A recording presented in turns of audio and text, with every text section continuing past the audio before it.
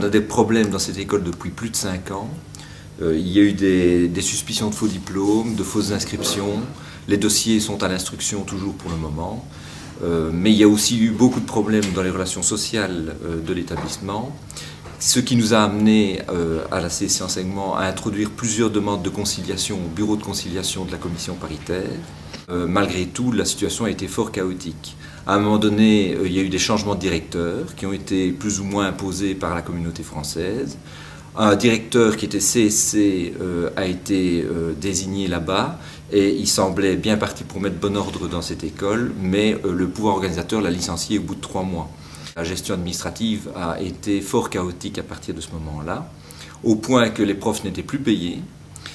Ça, c'est quand même un problème important pour nos affiliés. Et aussi qu'au bout d'un moment, la communauté française a constaté qu'il y avait, vu les dossiers qui n'étaient pas en ordre, finalement trop peu d'élèves inscrits pour pouvoir maintenir l'existence de cette école de manière autonome.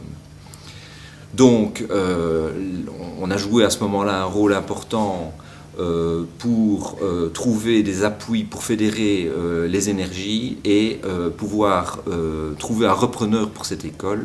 Et donc finalement maintenant on vient de signer une convention de reprise avec le pouvoir organisateur d'une école namuroise de promotion sociale, du même réseau, c'est-à-dire le réseau libre.